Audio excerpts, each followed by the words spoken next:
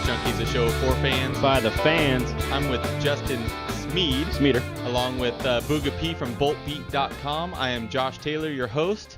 It is time to let your voice be heard. 619-387-3452. We're going to be talking Chargers. We're going to touch a little bit on the Aztecs. We're going to fill you in on the Padres and what they're looking like coming into spring training. But we're going to dive right into it right now with Chargers position outlook with BoogaP. We're going to be talking running backs. Booga, welcome to the show. Hey, thanks a lot for having me, fellas. How we doing tonight? Good. Doing great, buddy. Yourself? Anytime we can talk Chargers, I'm doing fabulous. Yeah, buddy. That's what I like to hear. I'm doing well. Thanks for asking. Let's go ahead and just kick it right off. Let's go right to Ryan Mathews. I just got done putting an article out the other day, basically alluding to the fact that we can't rely on Ryan Mathews to be that primary back. Right. I thought I'd get all cute and say Ryan Mathews unable to shoulder the load. Got some very interesting comments on that. People thought that was funny. And then there was the armchair writer, if you will, that he said that's the dumbest thing I've ever heard, and he misspelled every other word in that. Oh boy. He made sure to tell me he didn't find the hilarity that I thought was within that title. Was his name Justin Smeed? Again, he's made it really clear, Ryan Mathews, that is, that he's not going to be that number one guy.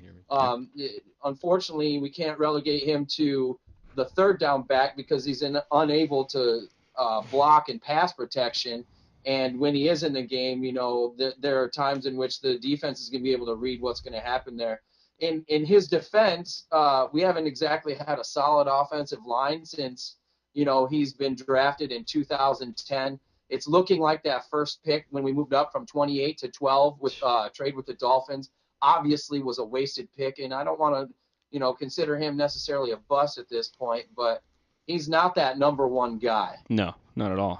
The longevity's not there. He's not. You thought coming in this would be an LT type of back. You can't compare him to LT because there's no other back like him, but something comparable to him. He just hasn't been anything what we expected. He had one good season out of the three, where he was an alternate to the Pro Bowl, I believe, or maybe he was a first string. I don't recall, but 2 out of the 3 years we haven't been able to rely on him, and Booga hit it right on the head. He's not a reliable back. You need to go out in the offseason, maybe free agency or draft, and you just need to get somebody in here that we can give the load to, and you can shoulder the load to. I guess you could say. Yeah, I totally agree with Justin. He's definitely not hashtag beast mode by any means. No. You know, and to have a guy like a Steven Jackson that hole or not, he's gonna plow through it and get you 5 to 6 yards. Right. You know, Ryan Mathews isn't that guy. Ryan Mathews does need the blocks. I don't know if he has that move like LT. He can make that first guy miss.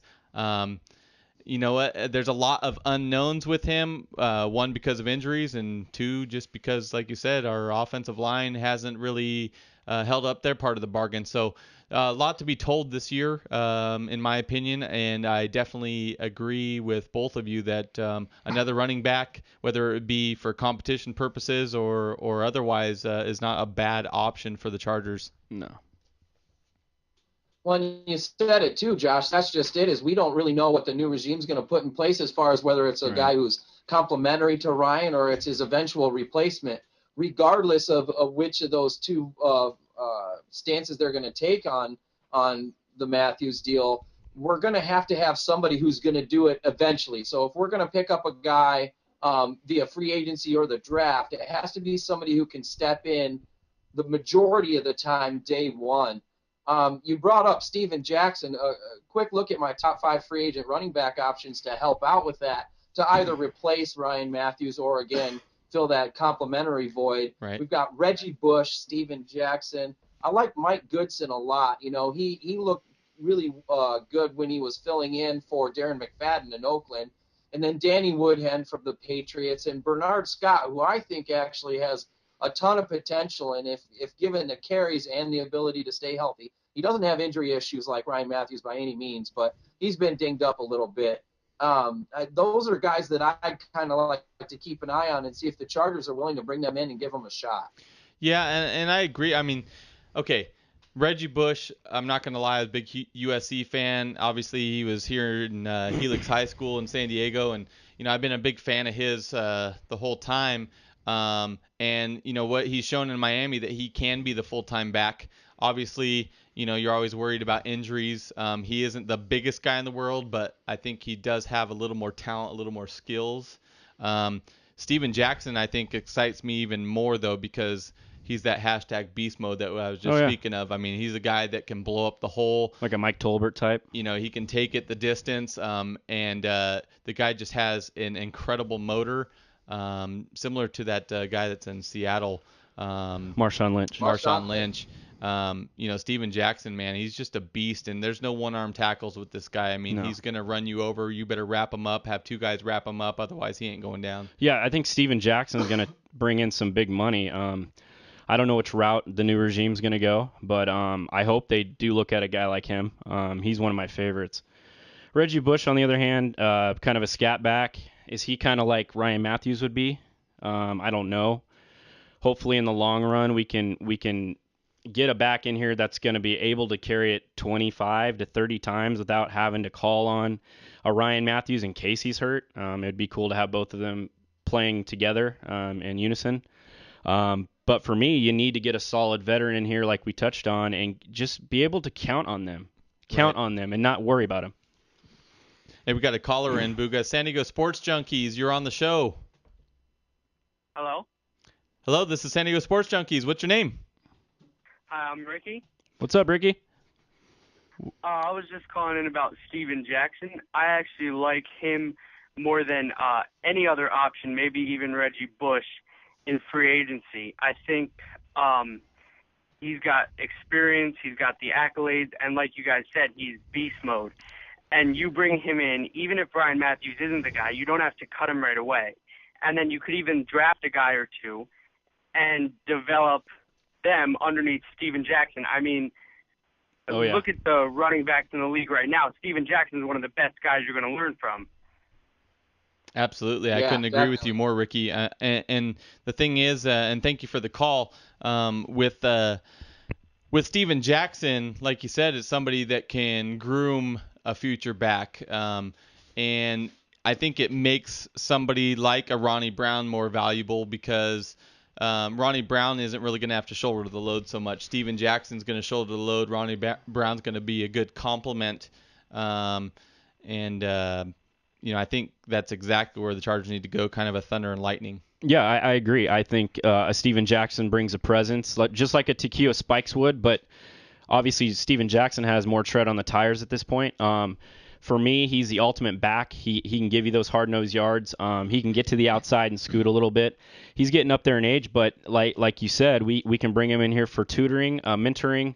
Ryan Mathews, a player that probably needs a little headstrong motivation, some confidence built up in him. He would be the number one on my list as solid back, free agent. You're going to pay a little, but he's worth it to me. What do you think, Booga?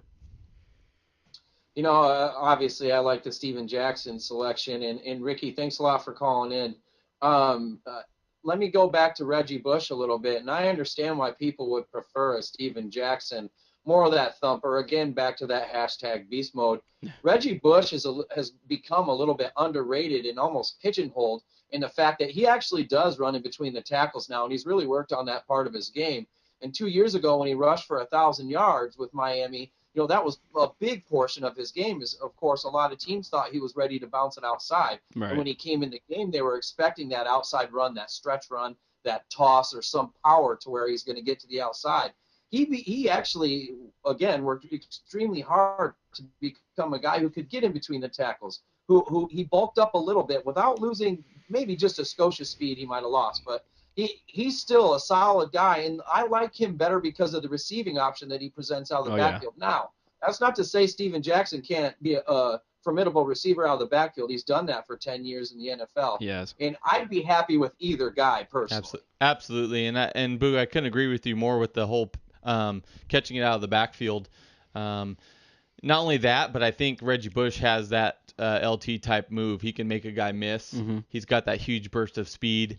Whether it's a toss play, whether it's a screen play, I think Reggie Bush has a lot of tools in his bag, and I think if you put the right fullback in front of him that can really open up some holes and do a little bruising for him, I think it's going to benefit him even more. Definitely. And, the thing we got to remember, too, they're going to put in a whole new system this year. Ken Wisenhunt is in here for a reason.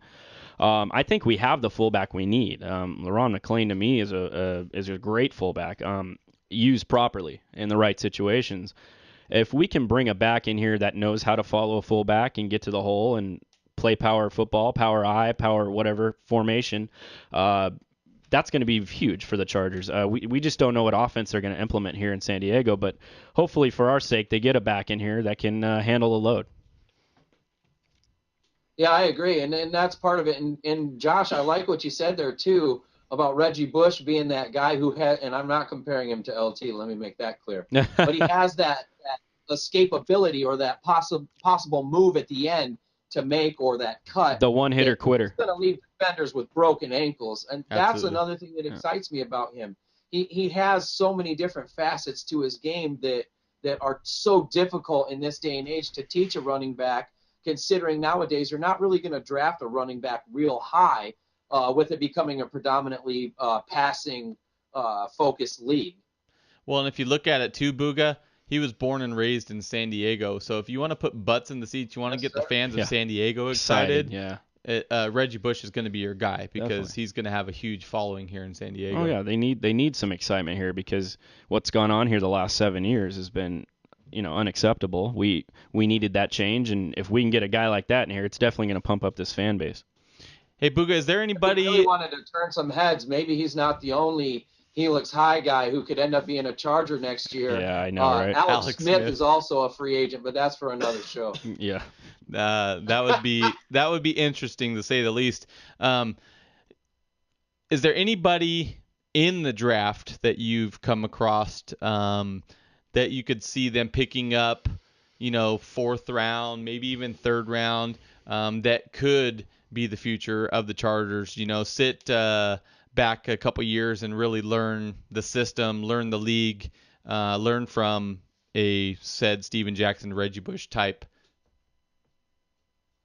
Yeah, I mean, well, a guy who's going to be out of our reach would be he's a first-round running back, in my opinion. I don't see him lasting past number 16 at St. Louis if they hold on to that pick. That would be Eddie Lacy from Alabama. We all got to see what he did this year in college football, and especially in that game against Notre Dame. He has I'm a bit skeptical about how it would work out in the NFL, but he has one of the best spin moves I've seen out of a collegiate player. And he gets on that foot and he's turning on a dime. Now his ball control on that is a little bit iffy because you see the ball get away from his body. That's a guy who's most likely, and I cannot imagine it wouldn't be the case, but he's a guy who's going to go first round. But guys that would apply to the Chargers, Giovanni Bernard, right out of North Carolina here where I'm from, not too far from my home actually. He's a great running back. Now that's a second round guy. If you're going to stretch out to, for example, third and even fourth round, you've got Andre Ellington from Clemson. He runs a 4.46. Speed. A quick guy, great hands out of the backfield. Forgive me. A guy who's decent in pass protection already. You're not going to plug him in as a rookie, but like you said, Josh, he's that guy that can learn from these said guys that we would like to bring in. And then also a Mike Gillisley from Florida. He's another guy that's a fourth rounder. Booga, let me cut you off for 1 second. We got another call coming in. Awesome. San Diego Sports Junkies, you're on with Justin, Josh, and Dave Peters from BoltBeat.com. Who we got on the line? This is Sam, Bolts fan 1972. What's going on, Sam? What's up? What'd you have to add, bud? We got a glaring hole in the offensive line, and secondary can be shaky. But what do y'all think other holes? Like, do y'all think we've seen the best of Ryan Mathews? I mean, what other holes do you think we really need to fill to push towards the playoffs? Well, I'm glad you asked that because we've kind of been discussing different positions the last few weeks, but for all of us, I mean, I think a big need is that offensive line. You touched on it. That's the first need in our offense this year coming up into the draft. Then you got to turn your head over to the corners. Secondary looks a little shaky. Jammer's getting a little long in the tooth, get a little older. We don't know if we can rely on him anymore to be that every down guy, unfortunately, because we all love Quentin Jammer. There's some other key positions we could really use a quality veteran in, and that is running back too, and that's what we're touching on this evening.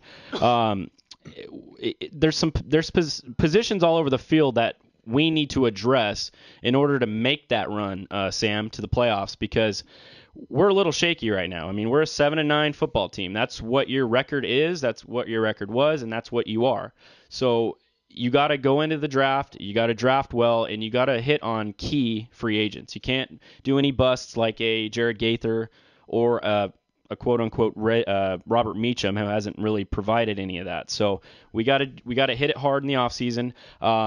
Some of these key positions are huge for a football team. You got to have an offensive line, you got to have pass protection, and you got to defend the pass. So all big positions to look at. Right, and Sam, great question. And in my opinion, I think you got to also bridge the gap. Gates is only a few years more of solid play. Right. Let's be honest. How many more years do we have in Rivers?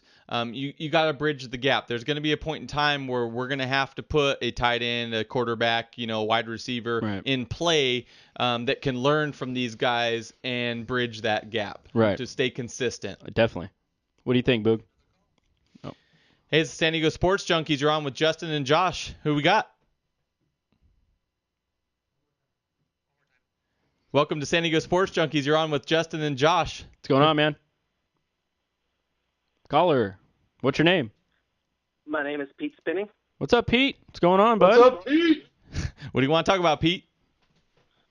Hey, how's it going? I just kind of wanted to know what you guys thought about the two broken collarbones this year. I mean, how much of that was bad luck? I mean, preseason, 3 Green Bay Packers fall right on top of him, and at the end of the season, he took a pretty good shot, too. Was this a lot to do with the offensive line, or do you just think that Ryan Mathews is just injury-prone? I mean, that's kind of the word on the street. What? But do you think that he could be the durable back we want?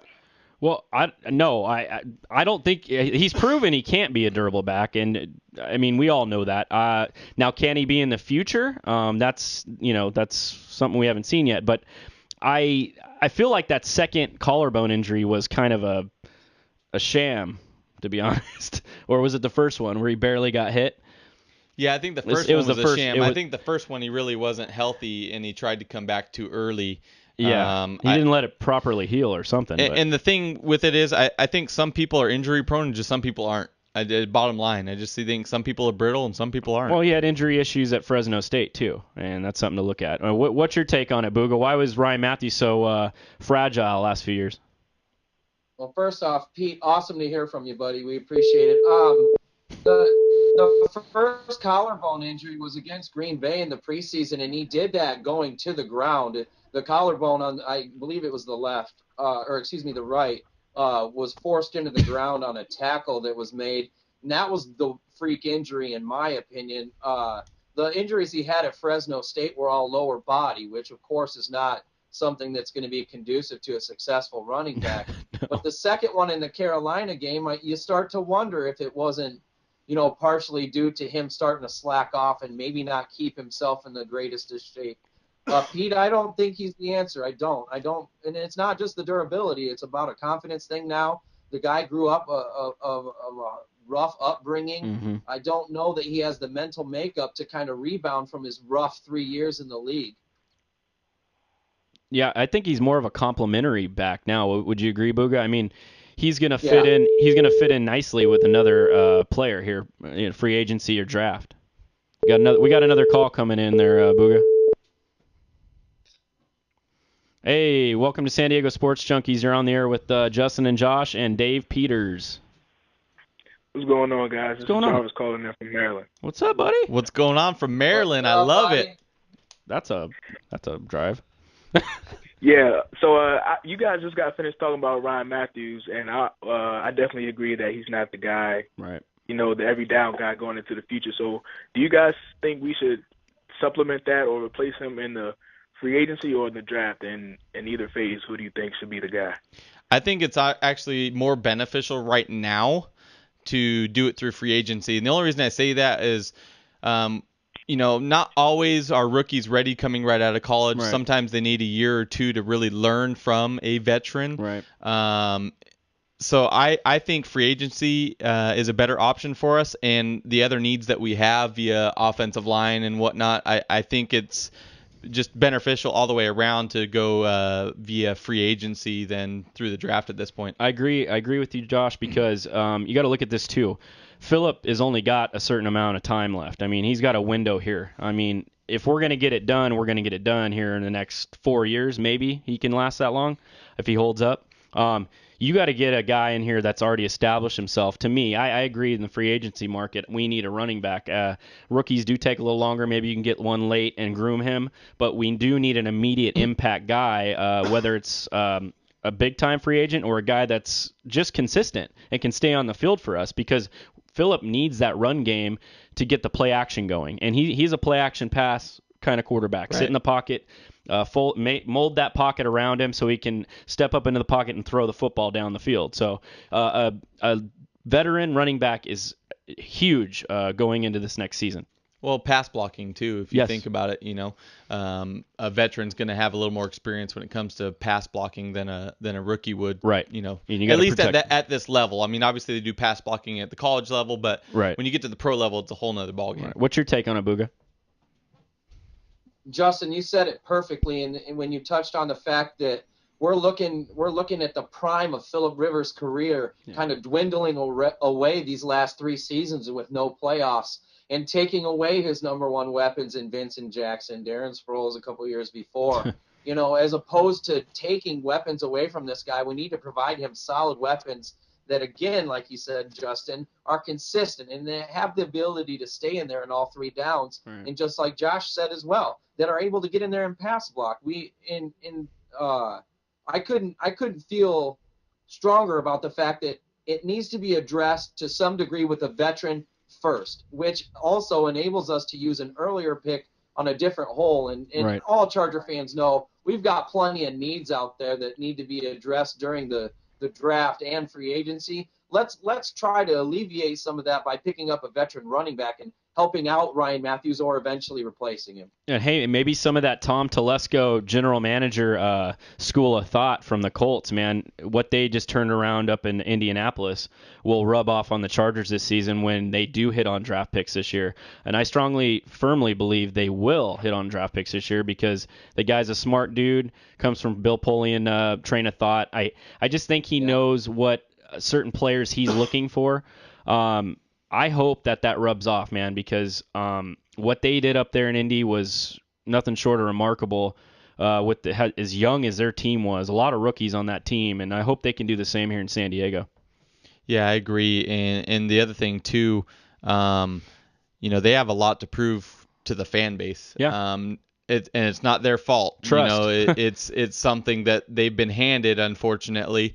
It was a Mercedes. It got turned into a Pinto, and they need to bring it back to a Mercedes. And they need to buff that out. It's going to take some serious auto detailing and Hondo, body baby, work Hondo. to get it back to that, well-oiled machine. We need a bumper. We need a roof, windshield. That's one thing that makes me think that, when it comes to the draft, maybe it is best, player available, because one of 2 things, they need to excite the fans, and 2, they need to improve the product. Yeah, definitely. And who knows, Booga, maybe they do go after the best running back available at their spot. And they hit on 2 offensive linemen in the next 2 rounds. We don't know. We just have no idea what this guy's going to do. Where before we knew what AJ was kind of going to do. He'd go after the smaller school, big player, small conference type of play. You know what I mean? And just never panned out. Project. Yeah, the project players, and too high of a project to be picking them first round. It just doesn't make sense. But like we said, we don't know what these guys are going to do, and hopefully they surprise us and invigorate a fan base that is demoralized right now because we're sitting here going, come on, do something. Well, and this is what they get paid to do. They get paid to evaluate players, evaluate talent. I mean, Gates was undrafted. Tom Brady was a 6th-round pick, and look at what he's turned into. I mean, there's talent throughout the draft. It's not always the 1st or 2nd round. Right. How many times have we had 1st-round busts or just other teams in general? A lot. There's talent all the way through. It's just those evaluators that evaluate that talent that bring it to the forefront and make the right decision. So we even pick busts that first name are Busters. Yes. That's crazy. Nice call. Yes. Well, that's just ridiculous. I mean, how bigger of a bust can you get than Buster Davis? I mean, that sucks. Wow, that's going to be – he's never going to let that one go. No. Buster Davis. Where the hell is he now? Canada? Holy cow. Yeah. Hanging out with Merriman? He's selling cars in Canada. Oh, boy. We got another call coming through here, Booga. We're the phone lines are on fire. Of course they are. Let's do it. Let's do it. This thing is patching it through. All right. On? Welcome to San Diego Sports Junkies. You're on with Josh, Justin, and Dave Peters from BoltBeat.com. Caller, what's your name? David. David, what's up, buddy? What's your thoughts on the San Diego Chargers this evening? I just have a couple questions. I want to see what you guys thought. I wanted to know more or less what you guys thought about bringing in Reggie Bush. Are we going to retain Ronnie Brown? Are we going to bring him and Jackie Battle back this upcoming season? I just was curious to see what you guys were thinking. That'd be a question more for Booga because he's got the insight on our free agents. I think they were 1-year deals, but what's the inside scoop on that, Booga? David, thanks for calling, man. I knew you were going to do it. We appreciate it. Hey, Ronnie Brown, or Justin's correct. Ronnie Brown and Jackie Battle were signed on 1-year deals, and with this being a new regime, they have 0 ties to anybody on this team. Right. Exactly. But they certainly have no ties to a Ronnie Brown or Jackie the Snail Master Battle. So I don't see either one of those guys being brought back to the squad. I wouldn't mind Ronnie Brown because despite his age, he is kind of that guy who's good in pass protection on 3rd down. Right. He can catch the ball out of the backfield. And Dave, if you missed the beginning of the show, I think we're all, especially Josh and I, are pretty high on the prospect of bringing in a Reggie Bush. Yeah, Yeah, I mean, I think he would replace someone like Sproles, for instance. Michael Spurlock did a good job for us filling in for Goodman, but I think he's doing an excellent job on punt return, kick return. He's really versatile, and I think we're lacking that big play type running back, special teamer. Yeah, no, definitely, man. Ever since Sproles has left, we've all seen it. I mean, the inconsistency of the big play for the Chargers has not been there. And then you turn on ESPN, and Darren Sproles is running down the sideline for 65-yard touchdowns in New Orleans. Kills me every time. Yeah, it kills us all, and it's disheartening as Charger fans. But yes, a Reggie Bush in here with that one-hitter quitter move down the sideline for a touchdown, that would definitely invigorate our fan base a little bit. Because he's a proven commodity. He's good. He's a solid veteran that we can rely on, not like Ryan China Doll Mathews. Right, and I love Reggie Bush, and like Booga said, we've been talking on it for the last 25 minutes. My question is, we bring in Reggie Bush, who's his complimentary back? Is it a Ronnie Brown type, or is it a big bruiser? Let's bring back Natron Means. That's what I'm going for. Let's bring the bruiser back. He's got to be in playing shape. I know that guy took very good care of himself. Let's bring back the bus, baby. Let's go. That'd be nice. I still remember that guy just running over the Dolphins in the 94 playoff game. Oh, yeah, baby. He used to just throw people down and walk right over them. See ya. Natron means business. Were too. Some of the moves he made at his size were unbelievable. Oh my God! And those quick feet. Yeah, happy feet. Oh man. Yeah. I appreciate the call, Dave. Time for one more question? Yeah, go ahead. Fit it in real quick. What do you guys think about Eric Fisher? Is he the real deal? Yes. Yes, the combine. Yes. The combine people are saying he is, and he's worth any first-round pick. And he's, like Booga said, we might not be fortunate enough to get him at number 11. So. True. Well, thanks a lot, guys, and thanks for your time. And as always, go Bolts. Go Bolts. Go Bolts, man. I appreciate your call. Right, thanks for your support, bud. Guys. Thank you so much. Bye-bye. We got another call? No, the phone lines people are on fire. If If you want to call, we don't really have like a hold 1, 2, and 3 because we don't ever get any phone calls. So like our show's blowing up right now for some odd reason. It's really cool though. Every time we're off the phone, we get back on the phone. So if my aunt in Saskatchewan wants to call, feel free to call in and let your voice be heard. Speak of the devil, here comes another phone call. Here she comes, Aunt Rita. Welcome to San Diego Sports Junkies. You're on with Justin, Josh, and Dave Peters. What's your word? What's going on, man? Hola. Yellow. ¿Cómo estás? Hola. Did we lose him? It's Roberto's Taco Shop. Go ahead. Place your order. Oh, here he comes. Here it comes. We're patching it through. Be patient. You're on with San Diego Sports Junkies. This is Josh, Justin, and BoogaP. What's your question? Yeah, I was just wondering, now that yeah, you caught me off guard, I'm just wondering how he feels about how his injury proneness is. You talk about Ryan Mathews? Yeah. Well, you're talking about how inconsistent he is with the injuries? I think he's talking more of his mental. Why is he always getting injured? Yeah. Just kind of curious. Is he brittle? Well, he's never been the healthiest back, even like Booga said, even in his early days at Fresno State. He had lower leg issues. And then he gets up to the NFL and he's having shoulder issues. I don't know. He obviously seems like it. I mean, it's 2 out of 3 years here where we can't rely on our first round draft pick.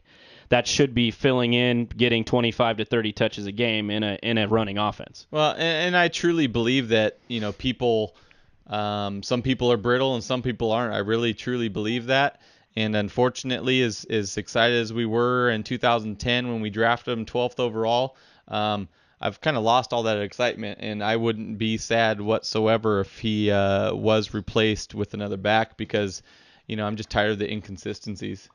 Right. I like the excitement when he runs the ball. I mean, it's exciting, but when he holds the ball and he flings the ball out to the side like that, and it drives fumbles, me nuts. Yeah, and leads the NFL in fumbling. Yeah, I'm not very excited about that either. So what do you think his longevity is in the NFL? Well, I mean, don't get me wrong. He's got talent, and I do believe that at some point he could be, a 1,000-yard back, maybe make it to the Pro Bowl. But I just don't think it's with the Chargers. I think if it's going to be somebody that wants to take him on as a project, but I just don't think it's here in San Diego. What do you think, Booga? Yeah. Well, to Randy, thanks for calling in, buddy. To be honest with you, he's already kind of made that footprint or set that footprint in the sand as far as why he's injury prone.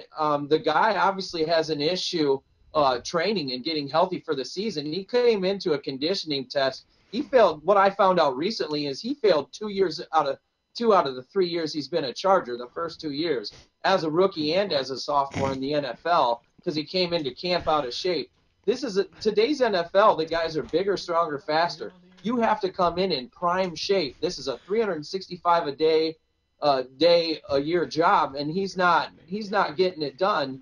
And although I don't think he's done with the Chargers, for him to move on and convince another team that he's worth making a project out of or investing time and money in, I have a feeling that we're not seeing the end of him yet, so to speak, but he's that guy who's going to bounce around in the latter part of his career. We have another call? We have another call coming in. Thanks for your support. Last caller, I didn't catch his name. Randy, thanks for your support, bud. San Diego Sports Junkies, you're on with Josh and Justin and Dave Peters from BoatBeat.com. Who we got in the line? Hi, my name's Joe. What's up, Hey, Joe? what's going on, Joe? Let's talk some Charger football. Well, my main thing is this. I mean, we're talking about Ryan Mathews and the running back position, and you really, I feel like it's hard to label him a bust because I mean he did go to the Pro Bowl once, and he's also, I mean, the offensive line. That's our biggest issue in terms of being to fix that. I don't think he really had a fair shot outside his one Pro Bowl year, and while he does keep getting hurt, it's hard to say that any body won't break down after being pounded by 350-pound men every day, Hey, I totally agree with you, but you know what? I guess as Charger fans, we're tired of the. Okay, we have actual busts on this team. Larry English, like we said earlier, Buster Davis, the Ryan Leafs of the world.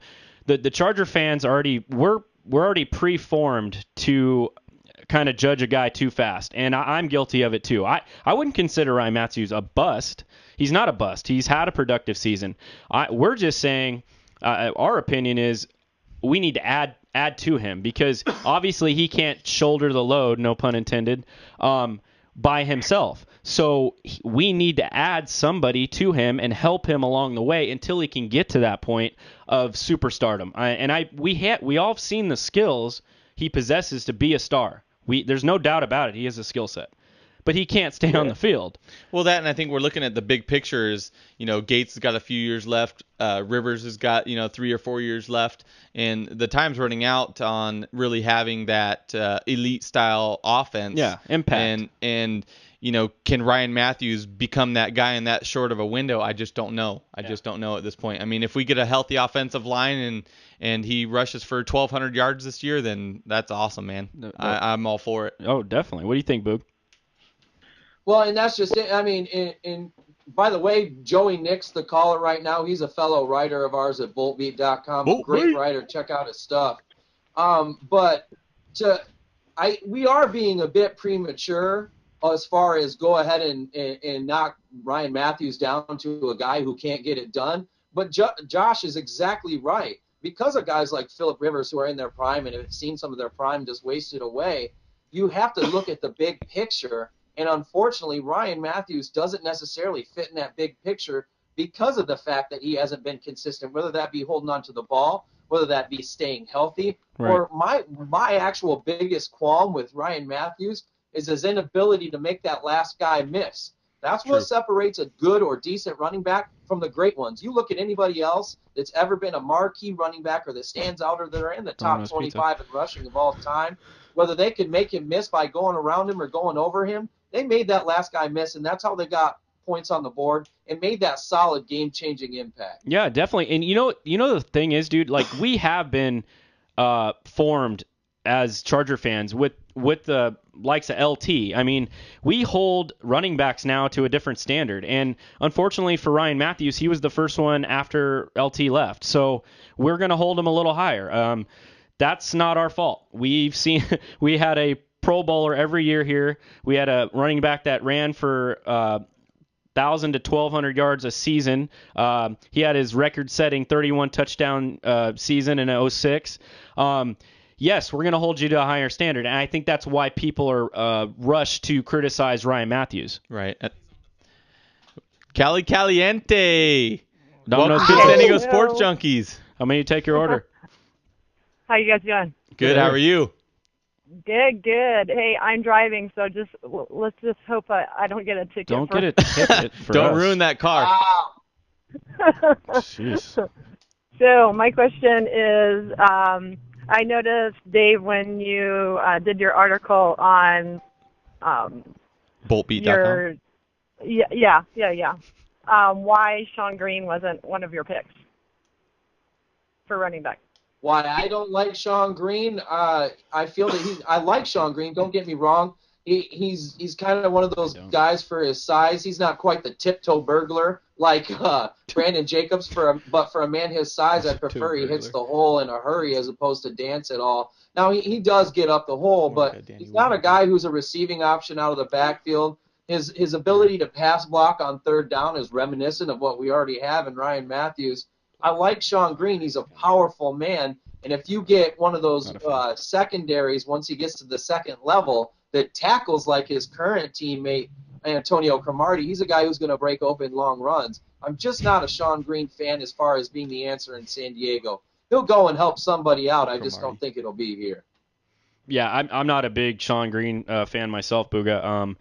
I'd rather see a Danny Wood. If I was going to choose between Sean Green and Danny Woodhead, I'll take the blue-collar nose worker that's going to do anything you ask of him, block, catch. He can even throw a pass if you want him to. He can get you water on the sideline, get you a towel if you need one. The guy's amazing. He's crazy good. And then if you ask Sean Green to do that, he'll probably kind of put up his nose. He seems like not a bust, but he's a cockier player that kind of, I don't know. I've just never been a fan of him or his attitude or demeanor in New York. Just never really appealed to me. You know who I really like in the draft that's coming up? Leon Sandcastle. That guy's got some skills. Holy cow. Sign him up. He runs a 4.2, baby. Wow. Dude, when I saw that commercial, I about died laughing. I don't know what you're talking about. There's a commercial with Deion Sanders. He dressed up and went back into the combine and ran. What was it? Like he ran like a 4.2 40 and had a ridiculous high jump and oh my gosh. and named himself Leon Sandcastle, and he was the number 1 draft pick overall to the Kansas City Chiefs. Nice. Wow. It was the best Super Bowl commercial in my opinion. It was hilarious. It was spot on. And Deion, of course, sold it and all the ham that he's got available. I mean, it was awesome. Yeah, that was great. Hey, rumors out of Kansas City is they're taking Manti Te'o in the first round, with the first selection. They have a better chance of landing his girlfriend in the first round. That's funny. Good job. Good job. Hey, Booga, I think we're going to cut this short and move on to Aztec Sports. But before we go, you have a couple shout-outs for us and our fans, huh? Yeah. Well, and as usual, guys, thanks for having me. Awesome to get all those callers. I think that's really cool. That was really cool. We got actually 3 birthday shout-outs tonight. We've got Gabe Duran, who's 14 years old today. He's a huge Charger fan. He's a son of Rob Duran, who's a big supporter of BoogaP.com. Happy birthday, Gabe. And Happy birthday, up. Gabe. Keep staying Happy bolted B-Day. up, buddy. We love it. Bolt up? Bolt up. Bolt up, baby. And then also another birthday shout-out to Ricky Rivers Rosa. And Rivers really is his middle name. On Twitter, it's @California_RIP_. He's 15 years old today. He's a huge supporter of both San Diego Sports Junkies and BoogaP.com. Ricky, thank you, bro. Love you, buddy. You're a great guy. Thanks for all that you do. And then last but not least, and no offense to the other 2 birthday shout-outs, the true love of my life, or one of the 2, if you will, my daughter, Micaiah K. Eileen Peters, turns 4 years old tomorrow. Honey, when you get down the road and you get to see this, I just want you to know I feel like I love you as much as I can today, but I'll be saying that every day for the rest of my life. That's sweet, dude. I love you, baby. Fellas, thanks a lot for having me on. Again, let's go Bolts, and let's keep the positive momentum rolling. Booga, hold on one more. We got one more call coming in. Hold on 1 second. No, they're done. They're done? Aztecs. They're talking Aztecs. We're going to move on, Booga, dude. As always, you've been awesome today, and all the support you brought onto the show. We had like 17 pizzas ordered and a bunch of hot wings. So thanks for that, and that's the most pizzas we've had ordered on this show. Thank you. Yeah, Booga, thank you for everything you do, man, and we'll catch you next week, buddy. Can't wait, guys. Thanks a lot. Keep rocking. Thanks, bro. All right, who do we got on the line? We got an Aztec call. Welcome to San Diego Sports Junkies. You're on with Josh and Justin. What do you want to talk about? The NOI day tomorrow. How are you guys doing? We're doing wonderful. The National Letter of Intent Day. Yep, so am I. This is David again from San Diego Sports Domination. What's going on, buddy? First call to you guys. Not much. As I said, doing a lot of National Letter of Intent Day stuff. Yeah, no, you know what I was hearing this morning on the radio, how good of a recruiting class this is going to be. Julius, I think it's Julius Woods, if I am saying his name right. You're getting a lot of kids we wouldn't have never gotten a few years ago. I'm not going to compare them to like a Pac-12 school or anything, but they've done a very fine job. I don't know all these kids personally. I haven't done a whole lot of research on them, but I'm kind of stuck on the basketball mode right now. But as far as the recruiting class and way it's coming, it's shaping up to be a nice one for Rocky Long. Oh, yeah, it's actually I have 2 favorite recruits so far. Well, yeah, you give us a lowdown because I'm kind of out of the loop a little bit, and I'd love the insight. Okay, Donald Pumphrey, he's pretty short. He's only 5'9". From Vegas, right? Yeah, he's from Vegas. Mm-hmm. He's the Gatorade Player of the State this year for Nevada. He's a stud down there. Oh, yeah, he's probably one of the guys who I'm most excited about, along with huge linebacker, defensive end commit from Hawaii, Dakota Turner. Oh, Turner I heard too. Yeah, he's a beast. Yeah, dude. Some of these guys are bringing in size-wise. I think Rocky Long's trying to beef up that offensive line. There's some real big guys on that front of that line, isn't there? Oh, yeah, because some of the D-line, like there's a 6'4", 215, 6'3", 245. 6'5", 255. Holy cow. And then on the O-line side is a couple 6'4", 6'2", 6'5s. Oh, he's trying to get that line solidified so we can run that damn football. Well, that's where the games are won in the trenches. Oh so. yeah, definitely. No, Rocky Long's very, very poised on running the football. Who else we got? Out of the 21 different guys, I can name all of them, but there's probably not enough time to do that. You're a stud, dude. I commend your efforts. Holy cow. There's David Wells, who's going to be a tight end, who's 6'5", 220, is a 3-star from California. Okay. He might be replacing Gavin Escobar as the next best or greatest tight end. As Escobar declared for the draft, right? Yes, he is going into the draft, and he, on a lot of draft websites, is the second best tight end in the draft. Yeah, he might go late first round, early second, is what I'm hearing. Yeah, they have him going awesome. First, I think, of the third round to Seattle, but he's definitely going to go second or third. Seattle don't need any more studs, man. That would suck. Nope, and then probably one of the most cool commits that we had 2 days ago is Daryl Richardson. He's a quarterback. Right. He's 6'5", 230. He's a 3-star, and he's from Florida. And he How are we getting guys out of Florida, man?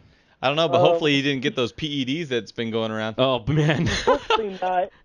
I have reviews on all of these guys, but he had offers from Mississippi, Missouri, South Florida, Tennessee, UCLA, and committed to us over them. Dude, that's awesome. Let me ask you about one more guy before I let you go. We'll get on to basketball. But what's the kid's name that came over? He's been highly touted, 5-star, one of the best linebackers in Division I, and he took a trip all the way to San Diego. Can you tell me a little about him? Yeah, that's Reuben Foster. Okay. He was the number one linebacker of the class, and unfortunately he committed to Bama last night. Oh, well, why wouldn't you? But SDSU made it his top 5 cut and ahead of any of the Pac-12 schools, so that was a big one. Wow. And that happened mostly because of his best friend, who we are keeping track of right now the most. Okay. Christian Cumlander. Yes. He's a 3-star wide receiver from Georgia. Yep. And his top 3 are San Diego State, Auburn, and Oregon. And he will commit tomorrow, I believe, around 12 o'clock. What's the inside scoop on that? Are you on Aztec Sports Report? I'm not on there because I was on Fansided, but then I got booted, so I have my own website. Oh, okay. So you think he might commit to San Diego State? Oh yeah, because he's made at least 3 trips to San Diego State since July 18th.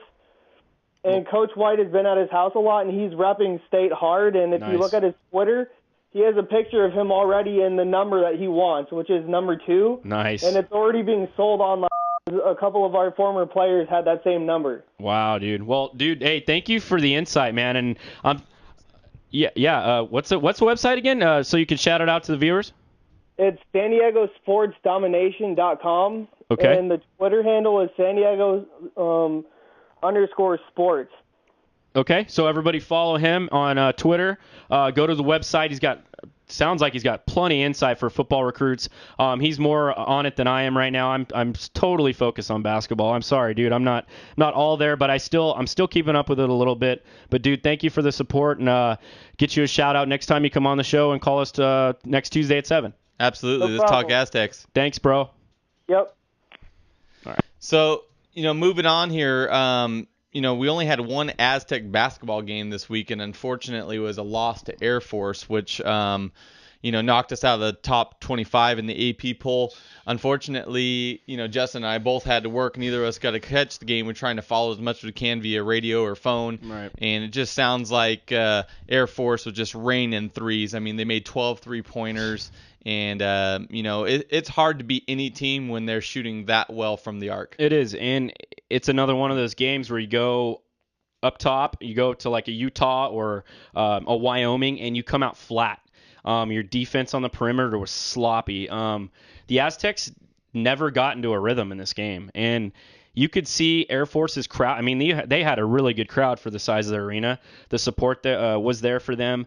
They got a lot of backing, and those guys could not miss from the arc, man. Like you said, it just was demoralizing, and a really big game we needed there to keep our momentum going. And what it did for us was knock us and booted us right out of the top 25, all the way to around 35th, I think I read. So it's just unreal. They just came out flat, like we talked about, and it's this young team. Our expectations are really high for this ball club, and especially ours. Yeah, and when you're ranked and you're not ranked and you're in and out of the polls, it's hard. They're a young team. They're a very young team. These freshmen coming in are still gelling, still finding the way. It's really sad when you can't go up to Air Force and get a win, and you're supposed to be a top 25 team. And I know X Thames didn't start. I know Chase Tapley had a wrist injury. Not playing well. Yeah, and he couldn't hit anything. Yeah, it's just sad, Josh. Going forward, we got to keep our fingers crossed a little bit and hope for the best. Are we getting another call? And Justin, that's kind of the next thing I want to touch on. Can't afford many more losses if we want to get into March Madness. Not to say that we're on the bubble by any means. I think most recent I saw that we were number 7 seed. 7 seed in the tournament. So, I mean, we're still right in the thick of things, but, 2-3 more quality losses could really affect the Aztecs. And you know what? Honestly, we have the tougher part of our schedule because now we're going to UNLV. We're going to New Mexico. We're going to Colorado. Wyoming's still coming here. We have a lot of tough games still on the schedule. And, we need to win 3 out of 4 of those games. Yeah, they better get their stuff together. And I would say a different word, but it's live, and I don't want to offend anybody. But, it's one of those things, Josh. They got to get their momentum going again. They're a good ball club. They are a good team. They're good. Their confidence is low right now, whether it's injuries or just not playing well. I don't know if it's this high altitude stuff, but they came out against New Mexico and just put a whomping on them, and then you just display that against Air Force. It's a head scratcher for me. I'm sure it's a head scratcher for Coach Dutcher, Coach Fisher, Tony Bland. I'm sure these guys are shaking their head, going, "What's going on with this team?" They're like Jekyll and Hyde right now. Right. But they'll figure it out. They're a good team. By no means are we calling them an NIT team or out of the tournament altogether. We're not saying any of that. But it is a little panic mode here in Aztec Nation because these are games we're supposed to win and win handily. So it's different from us going forward. But like you said, Josh, we got UNLV coming up in their house. We got to go to the Pit. Colorado State, we got to go there and play, and that's at altitude. So numerous things can play out here. UNLV lost too, though, to Boise. Boise State's a good team. Nobody in this conference is a slouch. You cannot sleep on anybody. You cannot. I don't care if you're playing Fresno State, which we are coming up here. Don't sleep on them because they're going to kick your butt. We went up there, and we barely beat them. So we need to see the team that held New Mexico to 25% shooting. Exactly. Defense needs to win. And X Thames, without him, we've lost 2 out of 3 games. We need to get him back. I understand that, it's still a day by day, but it could be, they could make a decision to sit him down for 2 weeks, and you know what? Then you're going to need other guys to step up. You're going to need Winston Shepard to step up, run that point guard, and he's shown that he can run that point guard position at times. And then the other person that steps in there at point guard is J.J. O'Brien. I think he's great in the paint, and I think he's great going for boards and battling down low. I don't know how much I like him moving the ball up the court. Right. He not a true point guard. He's confident, with his ball handling skills. If anything, I would like to see Chase Tapley take that responsibility on. Yeah, I don't know if they're going to give it to Chase. I mean, he has brought the ball up a few times, and they're not going to give it to James Rayhan. I think your best bet is to let Winston handle it, and he used to be a true point guard at Findlay Prep. I guess a true point guard, quote unquote. He's a 6'7" monster with wings, so it's hard to place a point guard label on him, I guess. But he does a great job of bringing the ball up. He keeps the ball close to him. He does a good job of not turning it over. Like he does now. He used to have a little issue with that. Right. But he's coming along nicely. He just needs to not be such an erratic player. He gets a little hot-headed. Something bad happens. His temper flares. He gets a little upset. He kind of mopes around. He needs to shrug that off. He needs to step up and be a D1 student athlete and be a 5-star recruit for the San Diego State Aztecs. He needs to grow up a little bit. A little bit, yes. He's got that attitude sometimes like Jamal Franklin is, but the problem is Jamal Franklin has is grown a up Mountain from West Conference Player of the Year, and he's earned the accolades, and he's grown up a little bit from the way he used to be. He has, but you can deal with a little bit of his attitude and his outspokenness because you'll of the take fact, that Mountain West Player of the Year. Right, because you'll take his 25 points and his 9 rebounds. Exactly, and if Winston was putting up 30 points a game, obviously we probably wouldn't be bagging on him as much, but like we said, freshman is going to go through his hot and cold periods. Very talented. He just needs to calm down a little bit and run the offense, and I think we'll be fine here in the foreseeable future. Absolutely. There's a little bit of stadium news. There's been a lot of rumors that Mayor Bob Filner is considering many of proposals to build a new Charger Stadium, one of which that was most recently brought up via Twitter on UT San Diego is part of one proposal to redevelop and sell not only the Qualcomm but the San Diego Sports Arena sites to help fund the new stadium. And to add to that, people may say, well, what about the San Diego Sockers? Well, what about, Aztec football? Mm-hmm. Obviously in this redevelopment program, they're going to build a stadium that's not only going to house the Chargers, the Aztecs are still going to be playing there, and it could easily house the San Diego Sockers. Right, and all of that's great. All what you just said is awesome. That's what we've wanted. But we haven't had the what's the word I'm looking for? We haven't had anybody with any guff and drive to get it done. He's come out and said we want a stadium. Well, all the other mayors have said that too. But what is interesting with Bob Filner is he's actually got a few plans in place. Right. He has some options that he would like to try and see if it'll pass in front of a board. So, and redeveloping sports arena to me would be awesome. Making it a legit state-of-the-art arena. That way, maybe you can attract a actual NBA team down the road, or maybe Sockers could play there, or anything, any kind of arena football, something exciting for the community, which also puts money in the city's pocket. Definitely redevelops the area, and then you get Qualcomm, or you can get Qualcomm site, or you can build it downtown, whatever proposal they choose. Right, and I think they're thinking about downtown, and I think what excites the mayor the most is the fact that, by redeveloping the Qualcomm site, redeveloping the sports arena site, right, it actually will help generate revenue, which wouldn't cost the city any money, and they would actually be able to profit a little bit, right. And that's what they've been trying to avoid. They've been trying to avoid of taking us, our money, our right. taxpayers' money to help fund the stadium. And by doing these redevelopments, it'll bring in enough money right. along with what the Chargers want to put in place to get the job done. Yeah, and I think Bob Filner understands what a new stadium for San Diego will do. It's one of the best cities in all of America. It'll host Super Bowls. If they ever go back to a Pro Bowl, that's kind of universal. Maybe we'd be an option for that. You can host numerous events, stadium or concerts type of things. You can make this an awesome facility to house attractions in San Diego. And mind you, the convention center and Petco Park is right next to it. You're gonna attract businesses, bars, restaurants, hotels.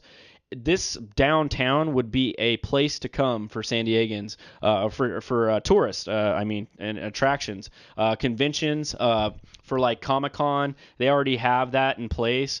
It can just get bigger with the new stadium down there. Absolutely. Things can just kind of blossom down there, and money would be returned to the city and profit for us. Well, and they already love San Diego as far as the NFL goes, they want to have a Super Bowl here. They've already had, two, I think, in relatively small window. Yeah. And the only reason is because they went back into Qualcomm and there was way too many structural issues where they could have another Super Bowl.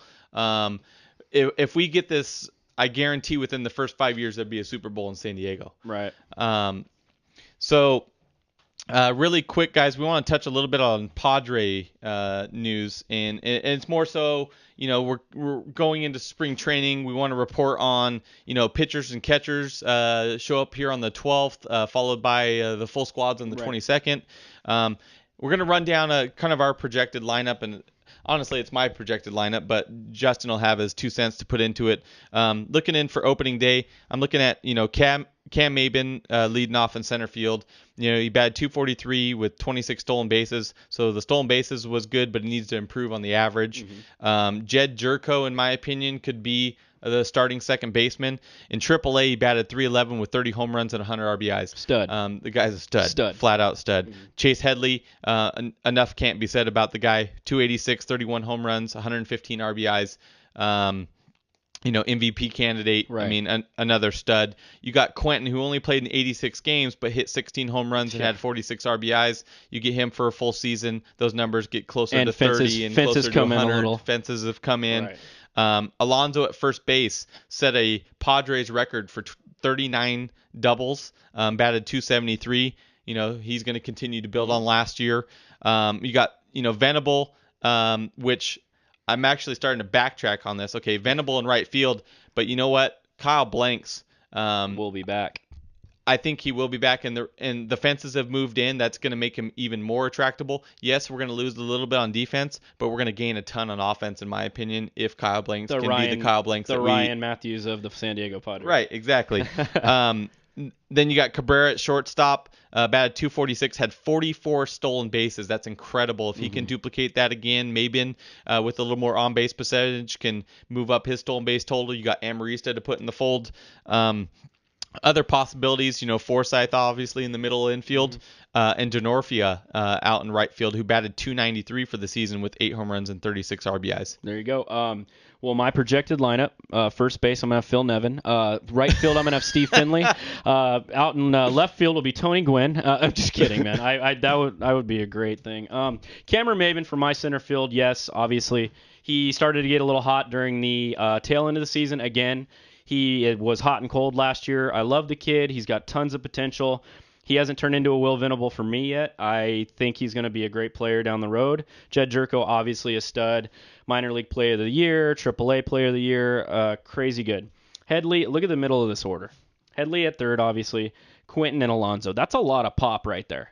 That's a lot of pop. And too bad we did miss Grandal for 50 because the middle of this lineup was shaping up to be spectacular as a young team. Well, not only Grandal for 50, but really quick, I was listening to 1090 on the way here, and that Giancarlo Stanton keeps popping up. Right. And MLB.com sports writer, I can't think of his name off the top of my head, mentioned, if the Padres can give up 4 or 5 prospects for this guy, they should ink him right now because the guy's not happy in Florida. The guy is arguably one of the top 5 best talents in Major League Baseball right now. He missed a few games and still hit over 30 home runs and over 100 RBIs and put him in Petco Park in a positive environment around a Headley, a Quentin, Alonso, a Jerko. Oh, yeah. That lineup would be incredible. That's for us to see down the road. I don't know if that's going to happen. I don't know if they want to deal.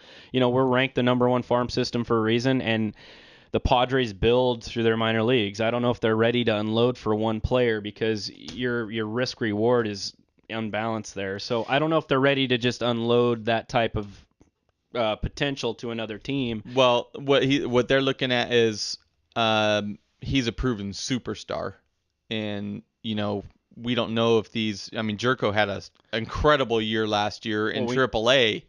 Well, we know Stanton's got pop. What can he do in the big leagues? We know he's got pop. We know that. But that's what we have to do is weigh the risk reward. If it's beneficial, yes, do it. If you're not going to give up crazy talent, but you're going to have to give up a couple guys that are studs. You have to. We know that already. So hopefully that happens in the future. I don't know, but I'll be on board if it does. I just don't see how it would happen. You know what I'm saying? As far as first base, we know Alonso can hit. He's blossoming into an awesome first baseman to kind of take that Adrian Gonzalez feel. I really genuinely feel great about this kid. He's playing good baseball. He played great as a rookie last year. Will Venable and right. Okay, well now I'm getting to the portion of the lineup where I'm just so unsure about. Right. I didn't even touch Hundley. That's hilarious. Yeah. Well, don't worry. I won't touch him with it. My notes, by the way, says needs to be replaced. Yeah. Let's just get that out there. Venable, to me, I'd love to see if Reimer Liriano can kill it in AAA. I mean, the spring training this year. I'd love to see him up here and competing against a Venable for a starting job because Venable has had plenty of time. Kyle Blanks or Denorfia. Or Kyle, and I love Denorfia, don't get me wrong. I don't know if Denorfia he could be a starter, I guess, but he's your everyday off the bench type of hard-nosed worker kind of player. He'll do anything you want, lay down a bunt. I like him too. Cabrera at short. Kid's electric arm. He has range to left and right. He's crazy good.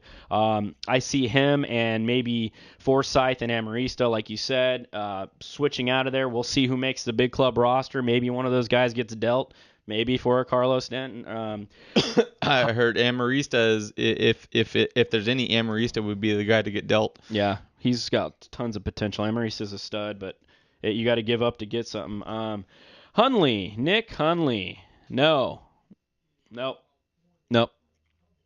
Like I said, stats needs to be replaced. A 157 average, 3 home runs, 22 RBIs. Right. Granted, he was hurt, but 157 average. Yeah. Well, all you have to do is stand in the batter's box and stick your bat out, and you're gonna get an occasional hit to get to 157. Yeah, blooper, right? Yeah. I mean, 157. To me, my stand on the catchers, I'm not counting Grandal. Hundley and Baker aren't going to cut it for me. And maybe somebody through spring training makes the team. Hopefully. Goodness gracious. We need to improve that position greatly until Grandal gets off of that 50 game. Hundley just ain't cutting it, and Baker's a bench player at best, and he can come off. He's a solid backup, but he's not a starter. He's a veteran. He can come off the bench and give you 3 or 4 at bats, and you can have a spot start here and there. But he's not an everyday player. He's not a big league everyday player. He's not a Grandal. No. So those We're are my guys. Infatuated. Apologize, but we are infatuated with Grandal. Yeah, highly disappointed though. Projected starting 5. This is a little rough. Volquez at 11-11 with a 4.14 ERA. You got like Richards 17 guys on there? At 14-14 with a 3.99 ERA. These aren't Petco Park ERAs. And the fences are coming in. Marquis 8-11, the 5.22 ERA. Ouch. Our 4 and 5 spots are crapshoot. Stoltz, Bass, Stauffer, Lupke, Kashner, Whelan, Garcia, Kelly, you name it. There's that other kid we got from Oakland. I can't think of his name off the top of his head. But I mean, there's going to be a lot of competition come spring training for the starting rotation, and there could be a lot of trade bait there too as well. I see the list here and I'm looking it over, but I don't think Marquis makes a team. You got so many young guys. Joe Whelan is a stud if he can get his stuff together. Casey Kelly is supposed to be hot. Stoltz was arguably our best pitcher down the stretch. Exactly. And Bass, we've seen what Anthony Bass can do. He can come out of the bullpen, though. We've seen him come out of the bullpen and throw lights out. Stoltz can come out of the bullpen as well. Timmy Stauffer might be moved to the bullpen this year because he's got these injury issues. We don't know if he can do the longevity of a starter 7-inning ball game. Maybe Darren Balsley decides to move him to the pen. Right. Like you said, it's a crapshoot at the 4-5 spot. Maybe even, the only 2 guys you can really count on is Volquez and Richards starting in the starting lineup. And don't forget Corey Lupke. If he can get healthy, he was our number 1. He's arguably our best pitcher. Exactly. He's tons of potential. So we've got a huge dilemma down there. That's like June, July before we see Lupke back because of Tommy John.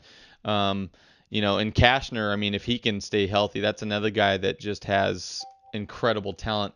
Guys, we want to thank you all for watching San Diego Sports Junkies, a show for fans. By the fans. I'm with Justin Smead. We had BoogaP from BoltBeat.com. We want to thank a few of the callers, Sam, Pete, David, Randy, Joe, Cali Caliente. Thank you all so much for your calls.